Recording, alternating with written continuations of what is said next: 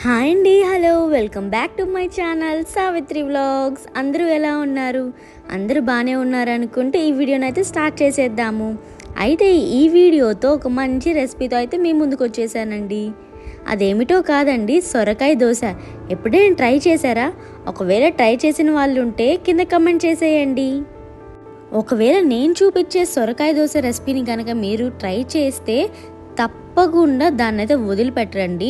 అసలు ప్లెయిన్ దోశ జోలికే వెళ్ళరు. సో మీకు కూడా నచ్చుతుందని అనుకుంటున్నాను. ఒకవేళ వీడియో నచ్చినట్లయితే లైక్ చేయడం, కమెంట్ చేయడం మర్చిపోకండి. వీడియో మర్చిపోకుండా ఎండ్ వరకు చూసేయండి, అస్సలు మిస్ అవ్వద్దు. ముందుగా సొరకాయ దోశల కోసం అయితే 1 కప్పు బియ్యాన్ని తీసుకోవాలి.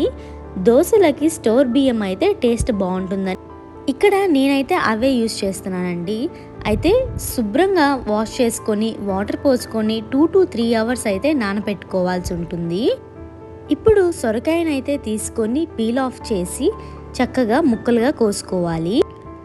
ఇక్కడ నేనైతే లేత సొరకాయలను అయితే తీసుకున్నానండి. కాబట్టి గింజలు ఏమీ లేవు, చాలా తక్కువే ఉన్నాయి.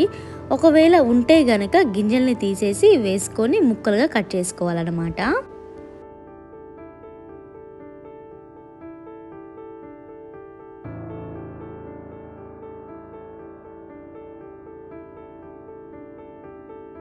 ఇలా వీడియోలో చూపించిన విధంగా చిన్న ముక్కలని కట్ చేసుకున్న తర్వాత ఒక క్లీన్డ్ మిక్సీ జార్ తీసుకొని మనం ముందుగా నానపెట్టుకున్న బియ్యం అయితే వేసి 2 కప్పుల సొరకాయ ముక్కలని వేసుకోవాలి.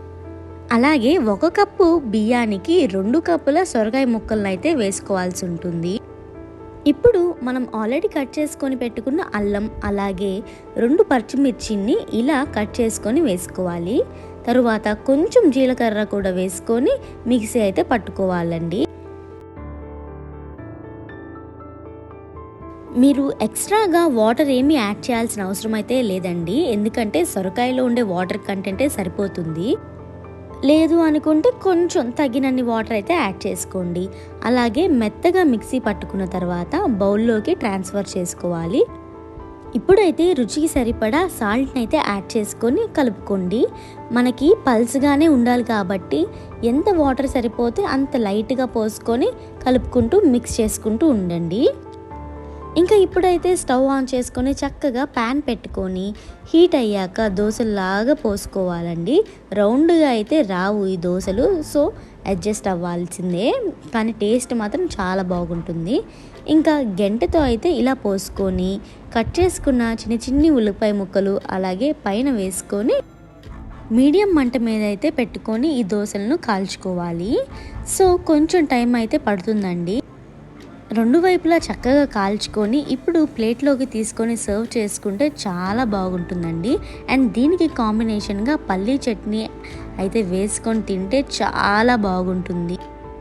అంతా ఇంత అని చెప్పడం కాదు కానీ అండి, చాలా టేస్ట్ అయితే బాగుంటుందండి. సో నా మాటల్లో కంటే మీరు ఒకసారి ట్రై చేసి నాకు కమెంట్ చేసేయండి. ఈ వీడియో కనుక నచ్చినట్లయితే please do like, share and subscribe to my channel Savitri vlogs. అలాగే సొరకాయ అంటే అస్సలు ఇష్టం లేని పిల్లల మమ్మీలకైతే ఈ రీల్ని అయితే షేర్ చేసేయండి. ఎందుకంటే వాళ్ళు కూడా వాళ్ళ పిల్లలకైతే ఎంతో యమ్మీగా ఈ రెసిపీని అయితే కుక్ చేసి పెడతారు. Thanks for watching.